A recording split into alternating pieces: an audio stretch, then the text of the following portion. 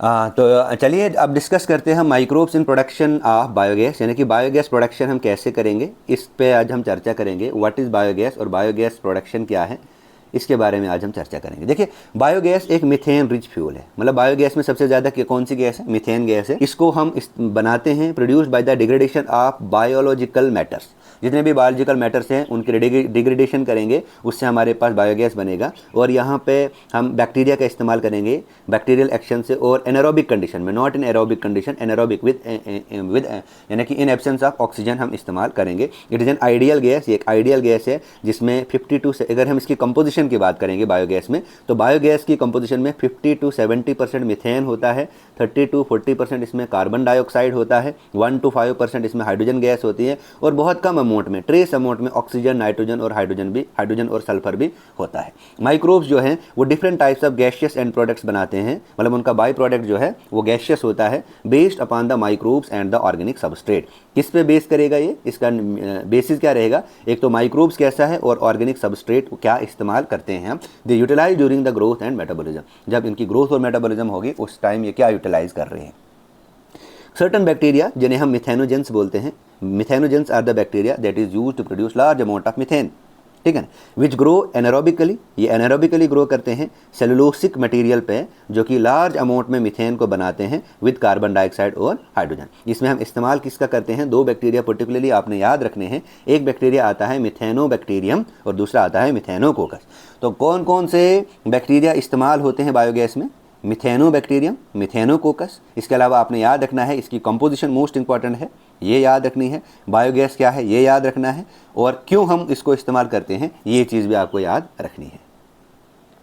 अब देखिए, ये जो बैक्टीरिया हैं इन्हें कॉमनली हम they are commonly found in aerobic sludges हैं ड्यूरिंग सीवेज ट्रीटमेंट, और इन्हें हम और कहाँ देखने को मिलते हैं? ये जो रूमिनेटरी एनिमल्स हैं, रूमन में देखने को मिलते हैं, यानी कि the part of stomach in kettles. यहाँ पे lot of cellulosic material present होता है फूड ऑफ कैटल में, और ये प्रेजेंट होता है र्यूमन्स में। र्यूमन एक पार्ट है स्टोमक का, वहाँ पे ये बैक्टीरिया देखने को मिलते हैं। अब रूमिन के अंदर क्या होता है? ये बैक्टीरिया जो हैं ये हेल्प करते हैं सेलुलोज को ब्रेक डाउन करने में, और ये एक इंपॉर्टेंट रोल प्ले करते हैं न्यूट्रिशन ऑफ कैटल्स में, है ना। जो एक्सक्रीटा है कैटल का, जिसे हम डंग बोलते हैं, जिसे कॉमनली नोन एज गोबर, जिसमें ये बैक्टीरिया बहुत ज़्यादा देखने को मिलते हैं, कैटल डंग को इस्तेमाल किया जाता है as a raw material for the generation of biogas. Cattle dung को इस्तेमाल किया जाता है एज अ रॉ मटेरियल, या you can say that as a substrate for generation of biogas, commonly जिसे हम बोलते हैं गोबर गैस। यहाँ पे एनारोबिक बैक्टीरिया जो प्रेजेंट होते हैं डंग डाइजेस्टर में, और यहाँ पे जो स्लरी है, स्लरी का क्या मतलब है? स्लरी याद रखना, it is a mixture of cattle Dang plus water forming mainly, जिसमें मिथेन है ज़्यादातर और कार्बन डाइऑक्साइड ज़्यादातर होता है, और टेम्परेचर को मेंटेन करके रखना है हमने 34 to 48 डिग्री सेल्सियस। अब एनारोबिक डाइजेस्टर में क्या होता है? गैस जो है वो बनती है यहाँ पे, और स्लोली रिलीज करते हैं हम इसको बायोगैस प्लांट में। नाउ इस एक्टिविटी की वजह से, इस माइक्रोबियल एक्टिविटी की वजह से बायो वेस्ट को हम कन्वर्ट कर सकते हैं बायोगैस में, और जिसकी वजह से एक जनरेशन प्रेशर डेवलप होगा, और जिसको हम अल्टीमेटली लिफ्ट करेंगे फ्लोटिंग कवर में। ये कुछ बायोगैस प्लांट है।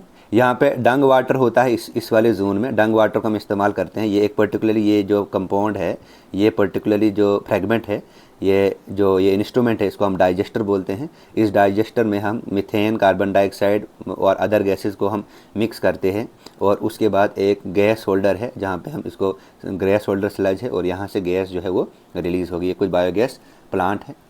देखिए यहाँ पे, देखिए ये कुछ इंपॉर्टेंट डायग्राम है जो आपने समझना है।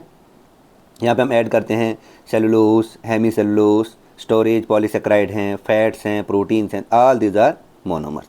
इनकी सॉल्युबलाइजेशन करेंगे, मतलब इन सब को हम सॉल्युबल करेंगे। उसके बाद यहाँ पे डिकम्पोजर्स माइक्रोब्स लेंगे। माइक्रोबियल एक्टिविटी की वजह से यहाँ पे एक और प्रोसेस आता है जहाँ पे मोनोमर्स जो हैं वो ऑर्गेनिक एसिड्स में कन्वर्ट करते हैं। इस प्रोसेस को बोलते हैं एसिडोजेनेसिस। एसिडोजेनेसिस से मोनोमर्स जो हैं वो ऑर्गेनिक एसिड्स में कन्वर्ट हो जाएंगे, और यहाँ पे जो माइक्रोब्स होंगे they are known as fermentative microbes.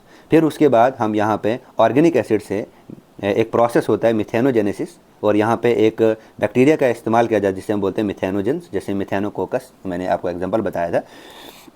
ये क्या करेंगे, ऑर्गेनिक एसिड्स को मीथेन गैस में कन्वर्ट करेंगे और मीथेन गैस में हमारे पास मीथेन आएगा, कार्बन डाइऑक्साइड आएगा, हाइड्रोजन आएगा, नाइट्रोजन आएगा, हाइड्रोजन सल्फाइड आएगा। This is the stages of biogas formation. तो 4 स्टेजेस आती हैं।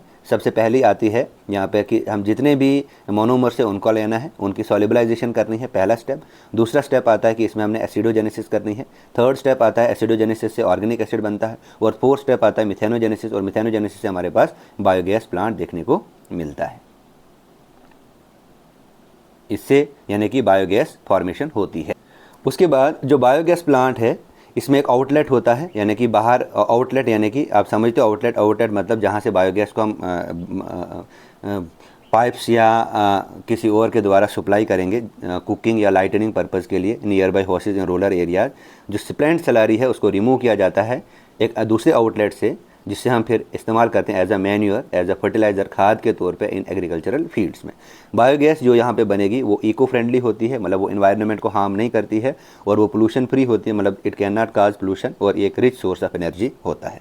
जो टेक्नोलॉजी है बायोगैस प्रोडक्शन में उसको मेनली डेवलप किया गया है इंडिया में due to efforts of IARI, ये याद रखना है, इंडियन एग्रीकल्चरल रिसर्च इंस्टीट्यूट, और एक और आता है KVIC, that is khadi and village industrial commissions. ये 2 ऐसे कमीशंस और इंस्टीट्यूट हैं, एक कमीशन है और एक इंस्टीट्यूट है जो कि बायोगैस प्रोडक्शन के लिए बहुत ज़्यादा जोर देते हैं। Thank you. ये था हमारा बायोगैस प्रोडक्शन, और इसी टॉपिक के साथ आपका माइक्रोब्स इन ह्यूमन वेलफेयर वाला यूनिट समाप्त होता है।